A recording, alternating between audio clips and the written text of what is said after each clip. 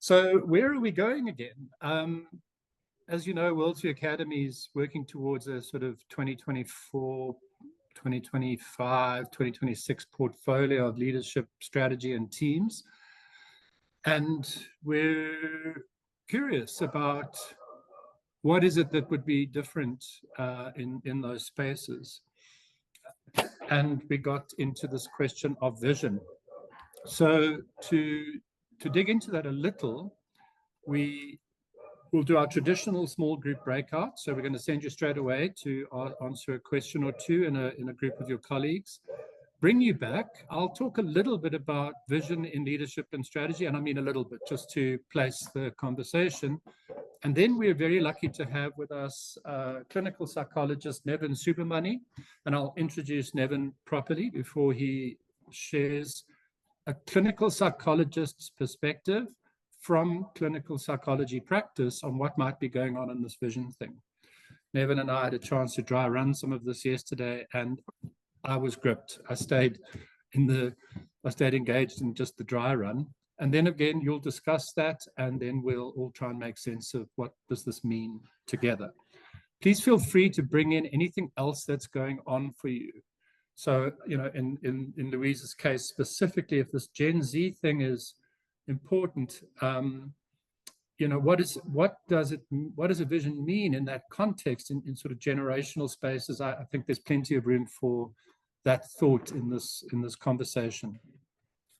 So let's make sure that we're on a level playing field around what we mean by organizational vision. And we've got three definitions up.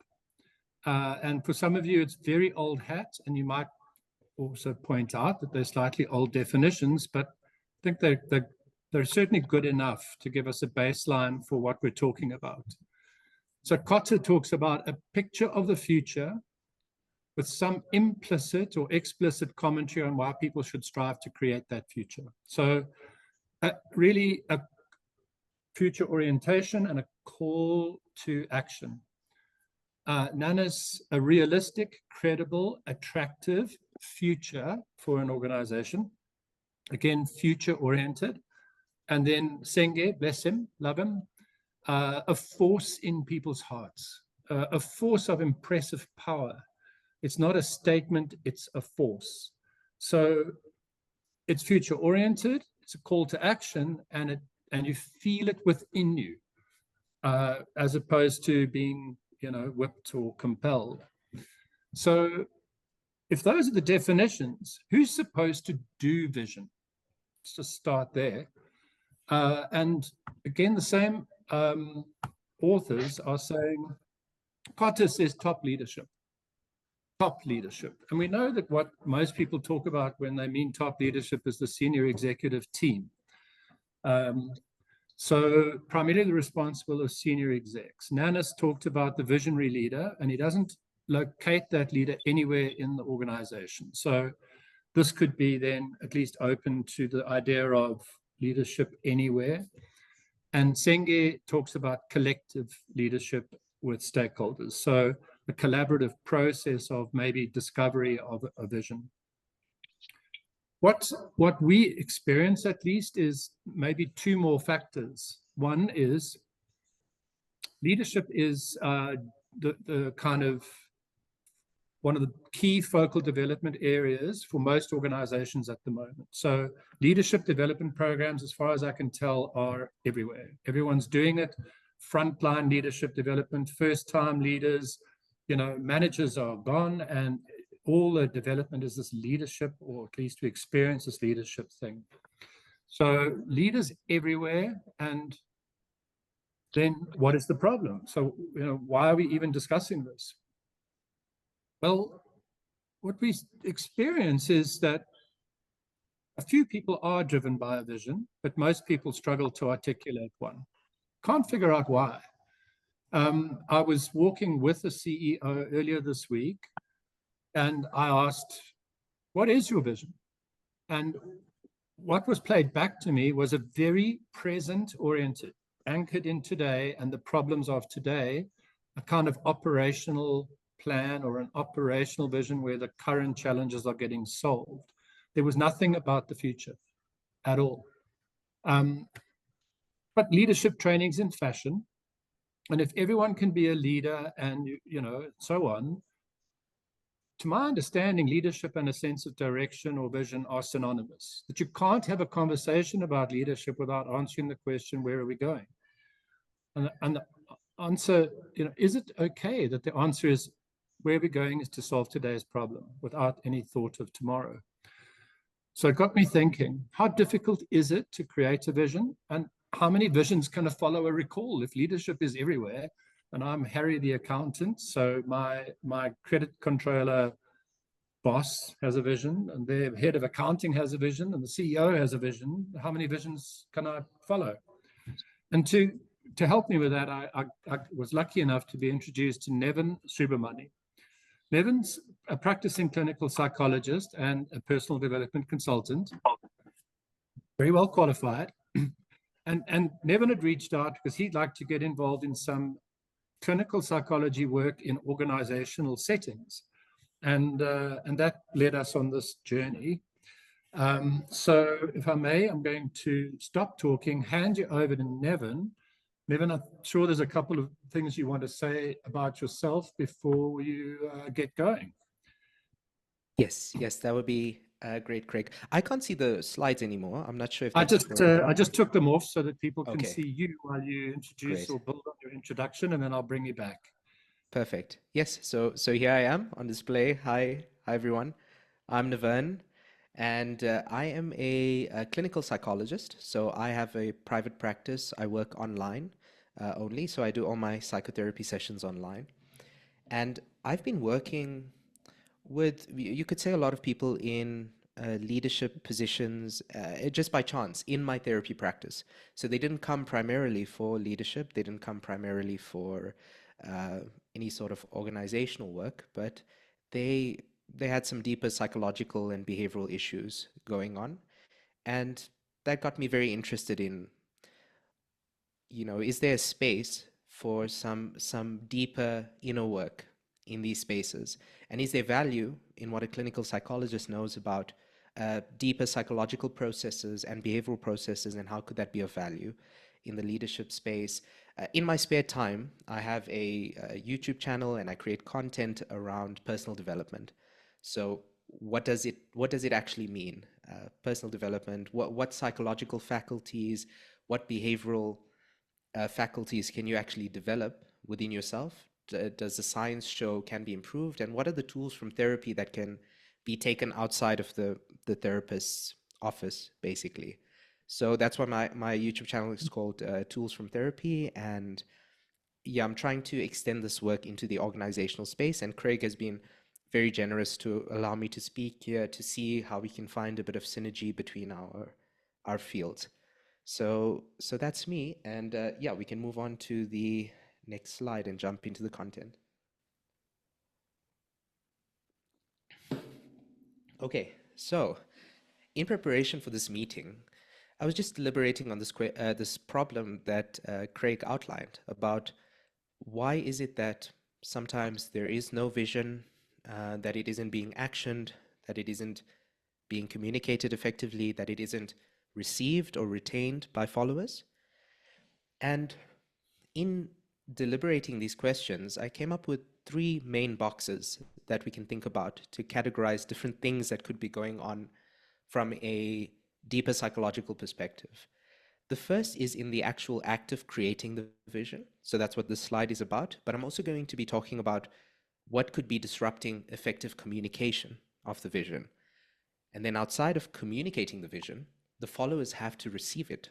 So what's going on psychologically that even if you create a vision and you communicate it, that it's still not being received and retained? That, like Craig said, that the followers and sometimes even the leaders might not be able to tell you their own vision. So let's start with creating the vision. I think there are a few psychological processes that are relevant here. The first is imagination. So just think about the word vision for a moment. Your vision is the vision for the future. It's what you see for the future. But you can't see the future in the present, which means that you have to see the future in your own mind. The problem is that when creating a vision, if we have to create this mental image of what the future looks like, it's going to be limited by our own creativity, by the degree to which our mind can imagine alternative possibilities, to the degree that our mind can imagine things and vision things. So imagination is a key process here, and your imagination is limited by the degree to which you are creative and innovative. Luckily, psychological science shows that creativity is like a muscle. It's not just something for the few. It's something that we can develop over time. Some action steps here, some useful ways to increase your creativity, according to the psychological science. One is to use positive emotion. So in psychology, there's this well-established link between the amount of positive emotions you experience and how creative you are. So positive emotion seems to expand our creative capacities. It expands our ability to imagine possibilities. So if you're about to create a vision, induce a positive state by doing something you enjoy, something simple. Eat something you like, spend time with someone you enjoy, and then try to work on the vision. That could put you in a more expanded state. That's the first aspect here.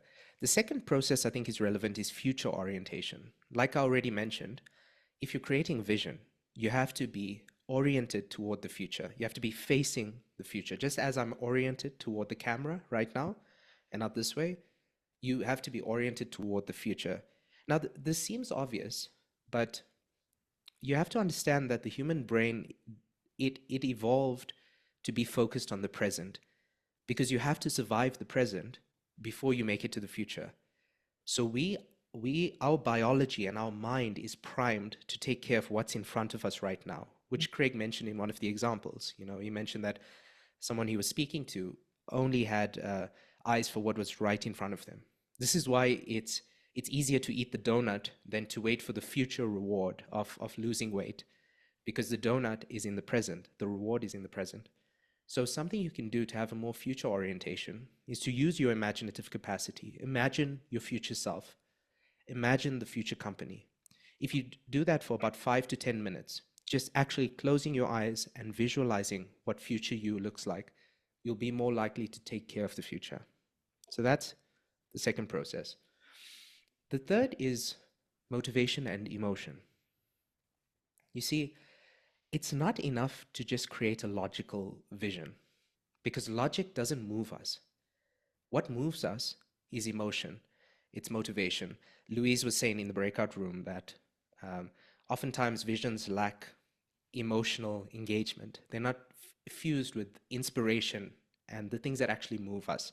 And if you look at the word motivation and emotion, they come from the root of motion, to move, motivation, like locomotion. So that's what gets us to move. So an action step here is, if you're creating a vision, make it emotionally engaging. Use emotionally charged vocabulary. Use something that motivates and emotes, because then you'll be more likely to get movement from your followers in service of that vision. The fourth is commitment. So the problem with just relying on motivation and emotion is that it fluctuates. If you think about your day, as you go through your day, or if you think about the day you had yesterday, you'll probably notice that your mood fluctuated, your emotions fluctuated throughout the day, your energy level fluctuated. So you can't rely on that to commit to a vision. So commitment is necessary. You have to make a pre-commitment to what you're doing. Just in the same way as if you go to the gym on a regular basis. The people who get results in the gym are not the ones who wake up feeling like going to the gym. Oftentimes they don't feel like going to the gym. What gets them the results is the consistency. Consistency beats intensity, and so commitment is an important process to consider. An action step here is something we do in therapy is a declaration of commitment. You can have a page, you put down a page, you write the pros and cons of committing to this vision, and then you make sure that the pros are worth the cons. And you declare that. You write, I, so-and-so, you put your name in there, you say, I, so-and-so, declare that I'm committed to this, even in the face of these pros and these cons. And then you sign it. You sign it like an actual declaration. There's some research to show that actually increases commitment, and that when you break that oath to yourself, that you can hold yourself better accountable for that. So these are some processes to consider when creating a vision and creating one that you can act upon. So we can move on to the next slide, please, Craig. Now, once you have that vision, you have to communicate it effectively, because a vision is for a group. It's not just for one mind.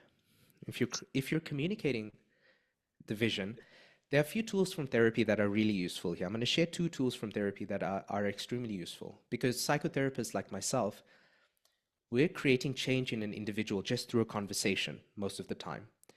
And because what we do is conversation, we have useful tools in terms of how to communicate effectively.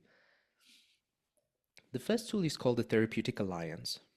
Now, there's this interesting thing that happens in therapy where we have many models of therapy and how it works, and each model has its own techniques.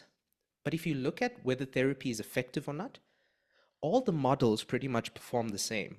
So we've done the research on these different therapeutic models, and what we see is that for some reason, they all kind of work to the same degree.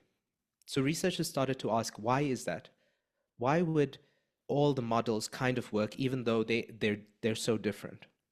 And what the researchers realized is that what actually determines whether someone changes in therapy is the quality of the relationship. That's what's common to all of these therapeutic modalities. The quality of the relationship helps the client change. And the reason this happens is because as human beings, in order for us to learn, we have to feel safe. In order for us to receive information, we have to feel safe.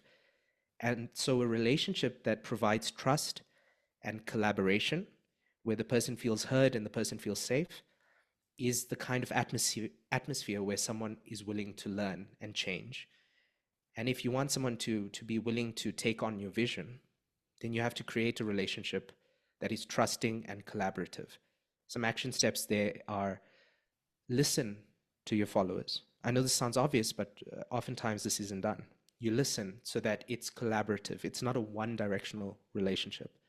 Another action step there is to give it time. Trust is built over time. So you keep engaging and you show consistency over that time. Then you'll make them feel more trusting, you'll be liked more, and then they'll be more open to receiving. The second tool here is motivational interviewing. Now, when we treat people who are using substances, and I've worked in what's called dual diagnostic units, and these are units where someone has some sort of a mental challenge, but they're also addicted to something. So this could be alcohol, heroin, amphetamines, whatever it is that they're addicted to. When we work with them, we use this technique called motivational interviewing. Basically, the core of this technique says that to help someone change, they have to want to change. And you have to use their reasons for change, not yours. So the same applies here in an organizational setting. You can't just bend someone's arm into receiving your vision. You can't just bend someone's arm into aligning with your vision. You have to understand what is it that they resonate with about the vision. What did they already believe? What are their values? And motivational interviewing is a process where you ask questions to the individual. You ask them, why do you want to change? How would your life be better without alcohol? So that the motivation comes from them. This is called intrinsic motivation. And that's a more sustainable form of motivation, because that is when a person really changes, when they want to change, when it comes from the internal world. Okay, intrinsic motivation. An action step here is to speak to your followers, to ask them what they resonate with, what they don't resonate with, and to also know if they had a vision, what would it look like? And then you can start to find some common ground. So those are 2 relevant techniques to communicating the vision. Now we can move on to the next slide. And on the next slide, we're thinking about what could be getting in the way of receiving the vision. So now we've already discussed how to create an effective vision, one that they're willing to act on, and how to communicate it. But sometimes the vision will still not be received. It will still not be remembered. It will still not be acted upon by people at any level on the hierarchy in the organization. So what could be going on there? 5 processes that I think could be relevant here. The first is positive reinforcement. If you're trying to train a dog to roll over, what you do is when the dog leans a bit over, you give it a treat. You give it a doggy biscuit. And then if you give the doggy biscuit, the doggy will learn that it needs to keep leaning over. And then you try to get it to roll over a bit more. So when it lies on its side, you give it a treat. Then it'll keep lying on its side to get a treat. It's learning, oh, if I lie on my side, I'll get a treat. And then when it's on its back, you give it a treat. And then eventually it'll start to complete the full movement. It'll roll over. And that happens because it's noticing a link between what it does and what the reward is. Now, to some degree, we are like dogs. The research shows this. I know it's not the most appealing thing for me to say, but to some degree, we repeat behaviors that are rewarded, and we tend not to repeat behaviors that are punished. So if you're trying to get your followers to receive a certain vision, are you actually rewarding them for when they are able to remember the vision, retain it, hold on to it, act upon it, when they display the values that are embedded in the vision? Is there some kind of incentive for them? Even if it's not monetary, are you acknowledging it, just acknowledging it, pointing it out? Are you verbally rewarding them? Are you praising them? Those are little rewards that human beings have, and that positive reinforcement is more reliable for changing behavior than punishment. So that's the first thing that could be going wrong, is a lack of positive reinforcement for the vision. Number 2 is cognitive dissonance. Now, cognitive is just a fancy German word for thinking. Dissonance just means when something is not in agreement. So I've got a keyboard here. If I play 2 notes, it's not on now, but if I were to hit 2 notes that don't gel together, you might get a very dissonant sound. It's that sound that, you know, if a piano crashes or someone just slaps their hand on a piano, you hear that grr, and it's not very, I can't recreate it, but it's not very pleasant. So there can also be a lack of agreement in thinking. And that's what cognitive dissonance is. It's when you have 2 opposing thoughts that don't mix well together. Now, cognitive dissonance can occur when the thinking of the individual isn't aligned to the thinking of the organization. And that will stop the individual from receiving the vision, from holding on to it, because there's some fundamental disagreement. So you need to make sure that the people that you are selecting and recruiting, that they are in line with the vision, that truly what they believe is in line with where the company wants to go. That's cognitive dissonance. The third point is personal irrelevance. So this is actually a very obvious process, but it's often overlooked, because sometimes the reason your followers aren't holding on to the vision is just because that's not what they're in the organization for. Some people are part of your organization because they just want the money, or they just want to put food on the table. They haven't read many company visions and then decided to apply to your company or your organization because of its vision statement. Oftentimes that's far in the background, and they have other things that are higher up on their priority list.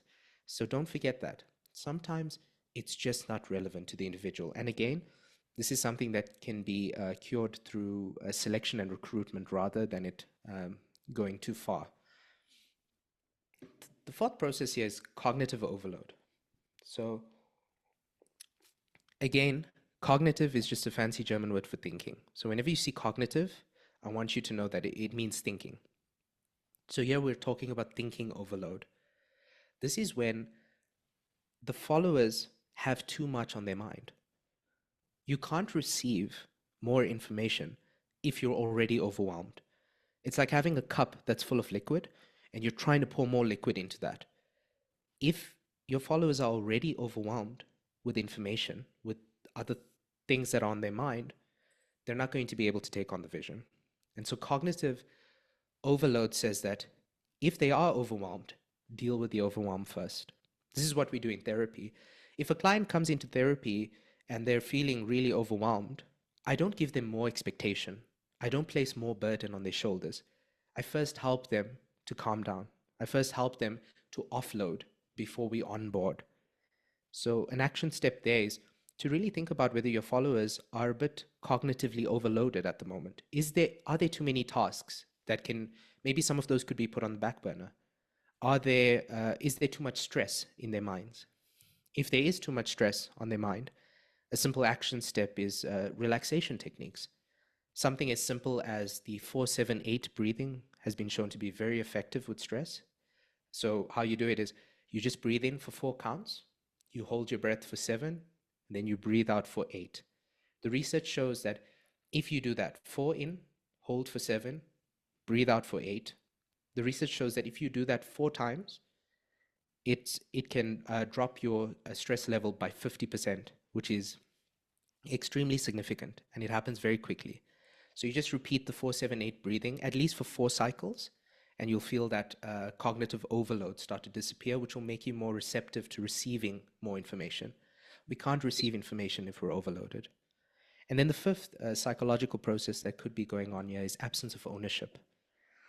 And to explain this, think about 2 classrooms with 2 different teachers. This could be in a primary school. Think about 2 primary school classes with 2 different teachers in them. One teacher tells the learners what the rules are in the classroom. So the first teacher tells the students what the rules are. The second teacher says to the students, let's create the rules together. What rules do you guys think is necessary for the classroom? And then some of the learners say, we should do this, or we shouldn't do this, we shouldn't speak over each other. And so they're co-constructing the rules. And when they co-construct the rules, they're more likely to follow those rules. That is what we call ownership. You have a sense that you own this process, that you're one of the owners. You made this. And we want to take care of the things that we make. And so an action step here is, if you want your followers, if you want the organization to care about the vision, you co-construct it to some degree. What's co-constructed is cared about. If you're doing pottery and you make a little pot, even if that pot looks very bad, you care about it to some degree because you made it. You're like, hey, look at my pot. Compared to just a random pot that you bought somewhere else. If that breaks, there's not too much ownership there. But this little pot that you put time into making, that creates ownership, and that invests someone. And the same can be done with a vision. So those are the psychological processes. Just to recap, they can be psychological processes relevant to creating the vision and having people act on that vision. They can be processes related to communicating it effectively, and then finally to receiving it effectively. So I think I will hand back over to Craig. Welcome back, everybody. I hope the whiplash is not too bad, and I hope you had great conversations. So we're going to start taking the feedback from each of the rooms. We'd like to ask you to try and stay concise. There's 4 rooms, and we have 25 minutes left. And we'd like to get some feedback from the room, and then, deal with and maybe just talk about that feedback a little bit. So let's start with room 1, which had Christelle, Craig, Linda, Sindiswa, and Wendy. So in our room, we all agreed that what we heard resonated. It makes so much sense. And it's about, what do we do with it now? A space where we got a little bit stuck was, so what do we want to happen? What's our desire? What's the yearning with the vision? And I think where we landed, it's that based on what the desire is, that informs the practical steps that are applied in communicating, in crafting, creating, communicating, and sharing that vision. What we found particularly useful was that last slide on the receiving, because I think even though we didn't articulate it, one of the things reading between the lines was, particularly as leaders, we're so focused on coming up with this thing and understanding it that perhaps we aren't yet paying sufficient attention to the receiver's end of the of the equation. And maybe that's a space to be a lot more intentional about. Team, have I represented you well? Did I? Okay. Thank you. Was beautifully concise. Thank you. Would anybody like to add or to comment, or should we go to the next room and then have a conversation? Next room. Room 2, Jabulile, Louise, Lawrence, Mbali, and Nevern.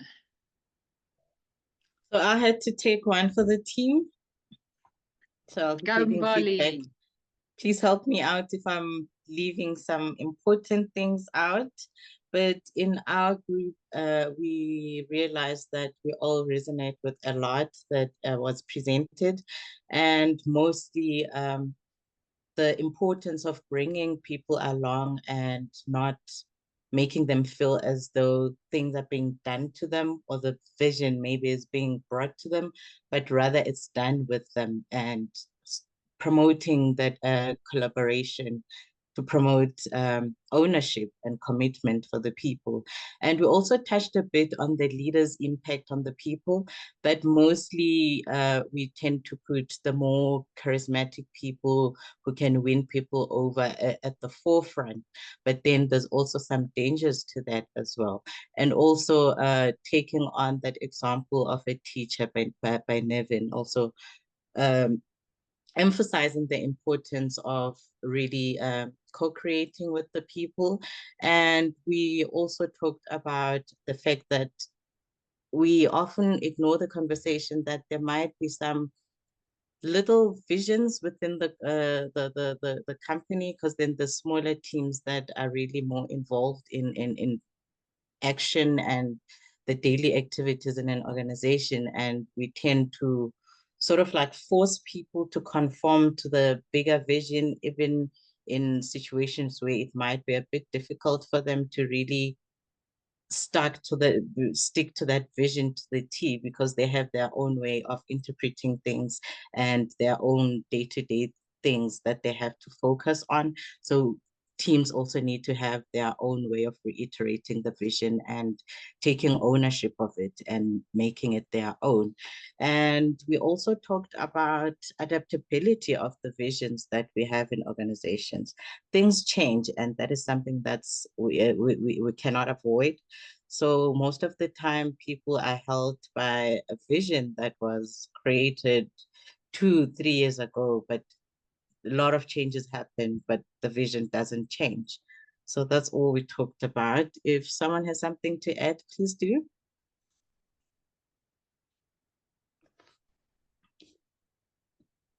Nobody?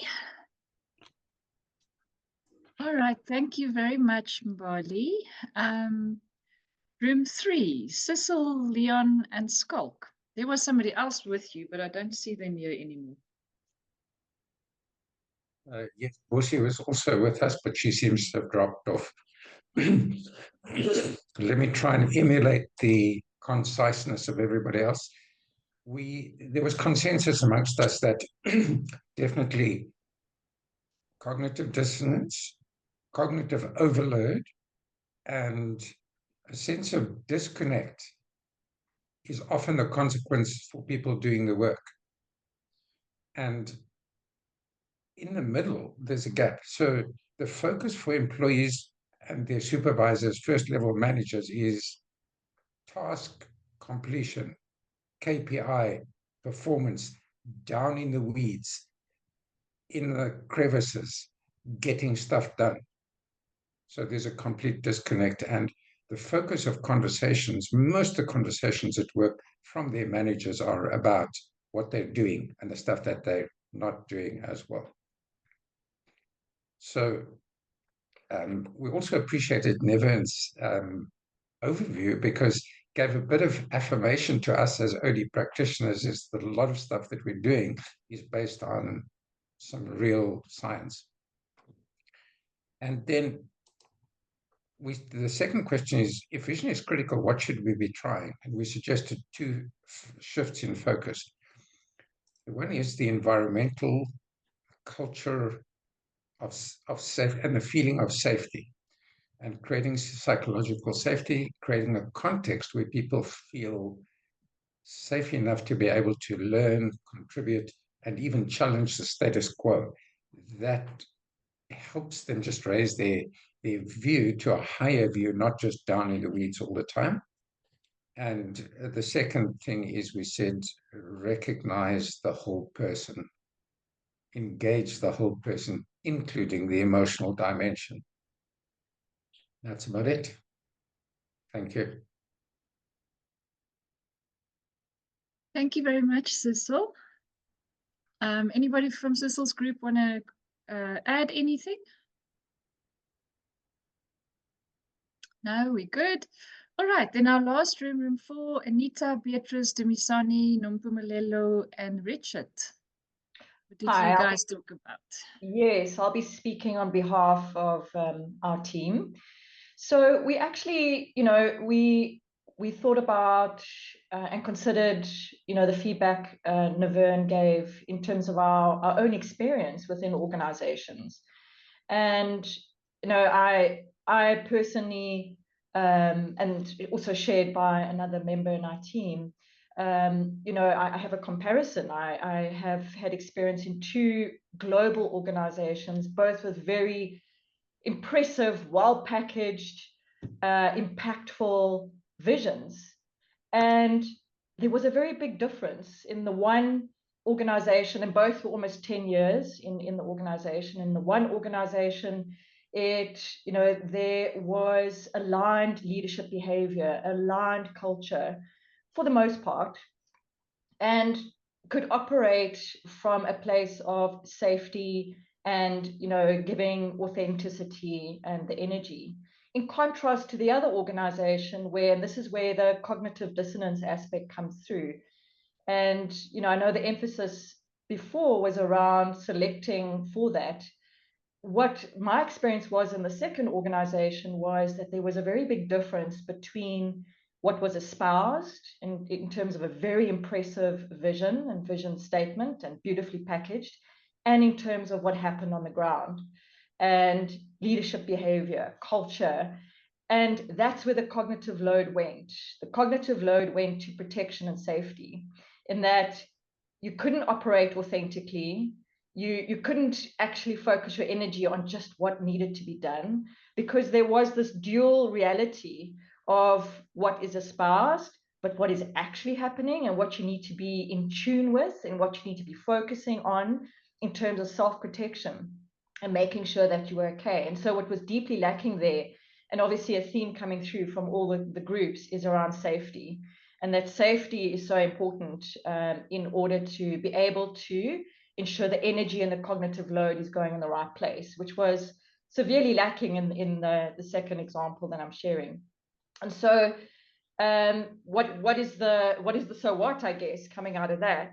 And that is that there needs to be leadership alignment. There needs to be a leadership maturity, EQ.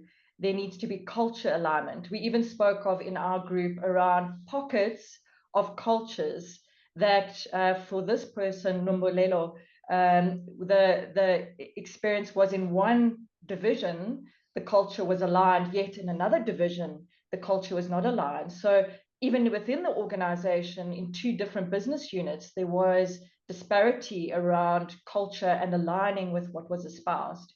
And so important to focus then on culture alignment and EQ that then supports and is in alignment with vision and what is espoused.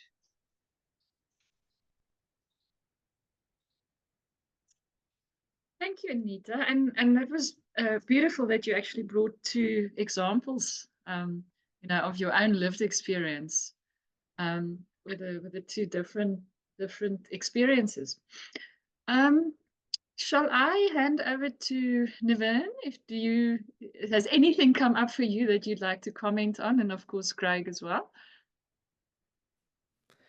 Yeah, on my side, I think it's I think everyone's made the links between the content I've given and their settings really well. So I would be open to you know, having a further discussion or taking questions now. I'm not too sure how the format works really, but yeah, nothing to add from my side. I'm just impressed.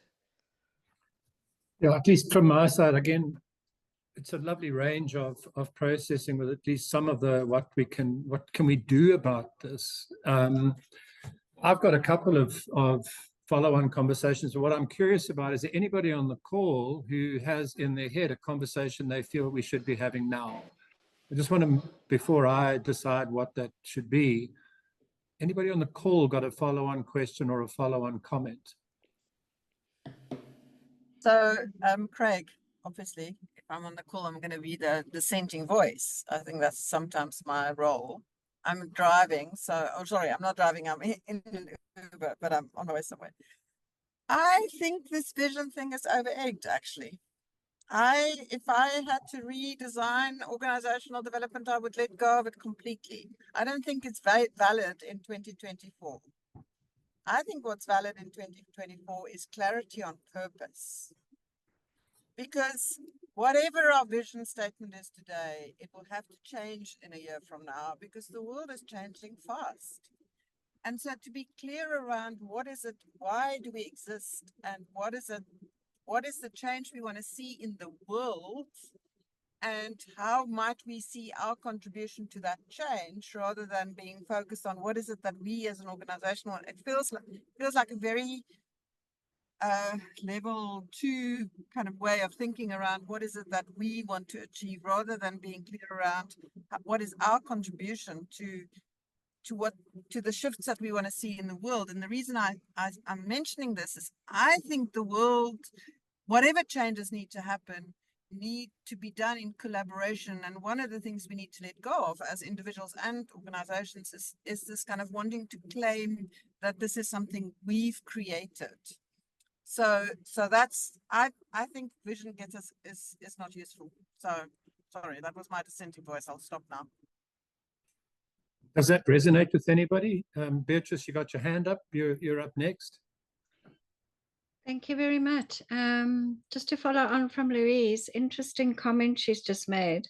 And my experience is that different organizations are far more focused and concentrated on purpose than they are on vision. And a comment I often hear, or question I often get asked is, do we really have to do this vision stuff? And just the fact that they're calling it vision stuff tells me a whole story. And that is sometimes a conversation that if I have the time, I take great delight in pursuing, because the answers you get around, so what are we talking about when we're talking vision stuff? The other thing in my experience is that when there's a kind of reflection, moment to reflect or opportunity to reflect in a strat session or whatever, my experience is that organizations have conversations around how are we doing relative to our purpose, but I never hear conversations around how we're doing relative to our vision. That was my take on. Thank you. Anybody on the call want to follow up before I dive in? I think you did touch on it. I mean, my question to Louise would be, if not vision, then what? And as you said, Beatrice, what do we mean when we say vision? You know, I was fairly careful in setting up the call to make sure that we are starting out with this idea of a sense of direction. And I can give you at least the old classical definition of the vision was, the vision has to capture three things. Has to, being the interesting word, of course, it has to capture purpose. So it must answer the question, why do we exist? It's supposed to capture your sense of values. In what way shall we behave or be? And it's supposed to capture goals. Where are we going? And what I experience is the goal setting in many organizations does to some extent take place, but I don't say in all. I think there are many organizations that are now operating even without goals, that they are very much in the present. But out of those three, goal setting is more likely, then purpose, to answer the question, why do we exist? And then the values piece, you know, how should we behave or conduct ourselves, or as I often, when Louise talks, I often hear value loaded purpose statements that really deep care about something. Why do we exist is value laden. And it's the goals piece that might be in the time that we live now, a little difficult to set goals for the future.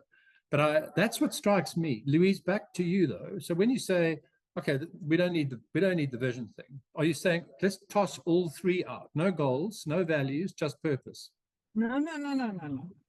So I think it's about, so if we care about our purpose and the change we want to see in the world that we will contribute to, knowing that none of us will make that change happen by ourselves, we will contribute to that, and we need to be clear about, you know, how we see our contribution.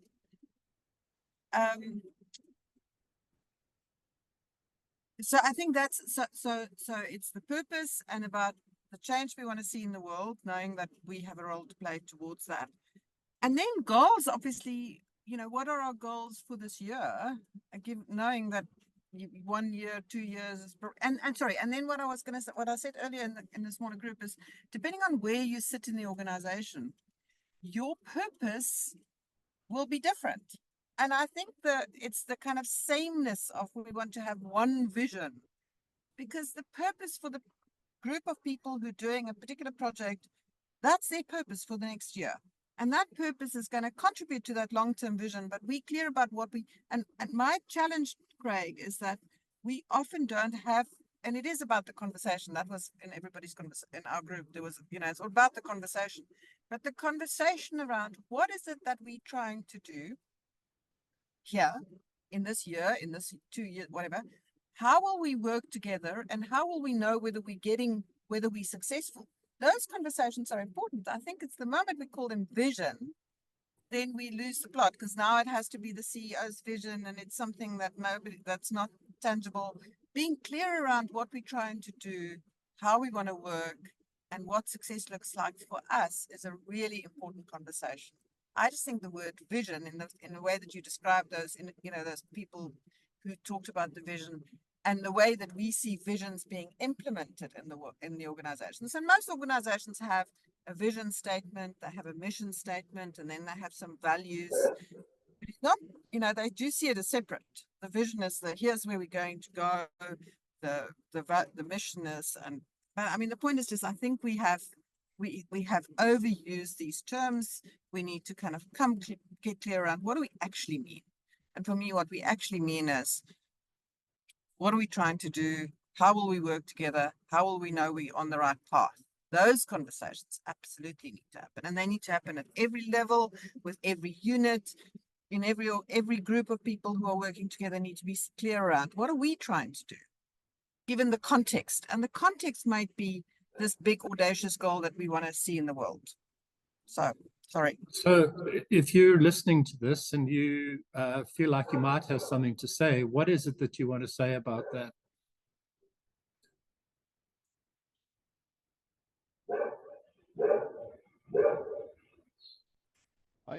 Craig, sorry, Lawrence here. I agree with Louise to a large extent. I think it's time for us to move to the 21st century in terms of our language.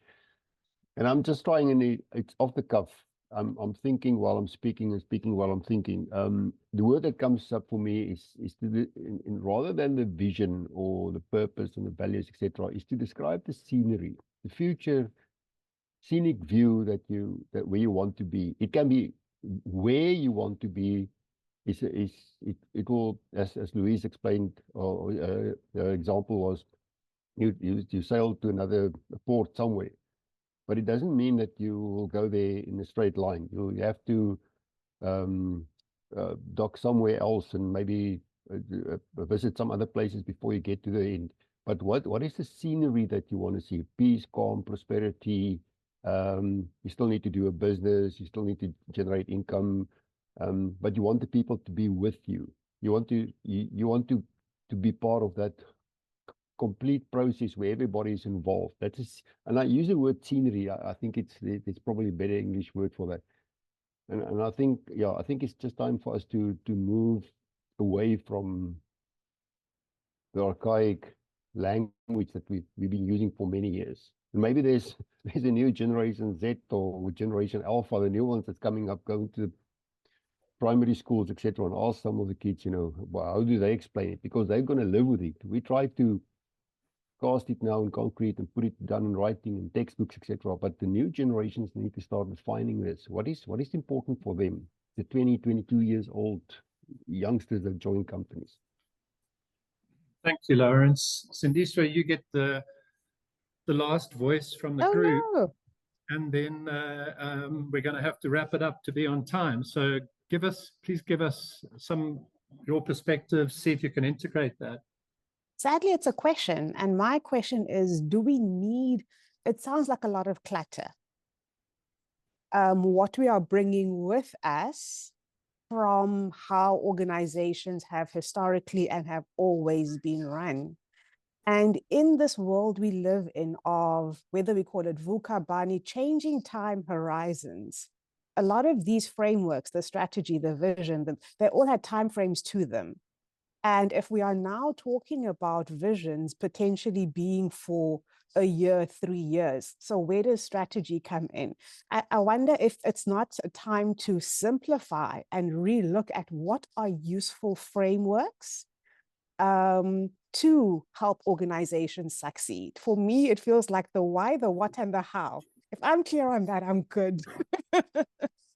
Whatever we call it, but if we have that directs and channels and helps organize where we pay our best attention, do we need more and have the right conversations? That's my 2 cents worth.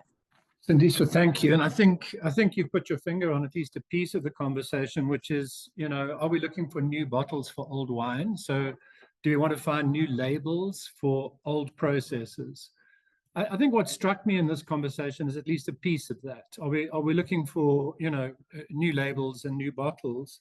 Because we are talking about one of the most researched spaces in organizational theory is this leadership effect. And we are talking about deeply researched human processes of commitment to change, what motivates change, how do we think about change? And even that awful example of let's train a dog with contingent reward, we know that on the continuum of actual management behavior, contingent reward works. And in fact, Gen Zs are kind of asking for it. They're saying, don't bind me too much with your future vision, pay me well now and reward me now, and I'll give you some commitment. So there's a contingency that makes sense in human nature. And sometimes we might not like it, but there it is. And we may want to produce a new label for it. But on the other end, it's not really working. We're not getting this leadership. I think if it was working, all expenditure would have stopped on leadership development, and it just seems to be increasing all the time. So something's not quite landing. I'm still curious about what it is. I'm delighted that all of you could join us. It's 10:30, and we try and do our best to allow you to leave when we ask you to, but you're welcome to stay. If you can stay for another 5 or 10 minutes. I think Louise wanted to raise another point, and if she's still got time to talk, Nevern, have you got 5 or 10 more minutes? And there's a request for, can we have a part 2 to this cafe? I'd like that idea. Let's see how we go. In those who can stay, you're welcome to stay. I'm curious about Louise's comment that she has a question about psychology and organizations, and I'm hoping that Nevern's interest was piqued there. Please, everybody, if you're interested in having Nevern speak at or join you in any of your calls, Nevern is not Worldview Property. Nevern is a completely independent. Nevern Subermoney at gmail.com. You can find him on all social media. He's got like 50,000 followers on most of the various platforms. He is fairly well known out there, and he's looking to come and support you in something you're doing. So please, my big thanks to you, Nevern, for sharing with us today and for being part of this. And please, if you can, stay on for 5 or 10 more minutes. Let's see where Louise goes. Louise, Nevern, do you want to say goodbye to anybody before we go? Yeah, no, I just wanted to say thanks so much, Craig. Great meeting all of you. And as Craig said, I'm very happy to continue the conversation. If there's anything you think I could be of assistance with, I'm happy to have those discussions. I've dropped my email address in the chat bar if you need it. So, and yeah, I'm okay to stay on. I don't have an appointment right now, so happy to stay on and chat. Thank you, Louise, what everybody. is it? I'm going to stop the recording. Yeah, do So that. the official part of today is over. Anybody that wants to stay, you are welcome.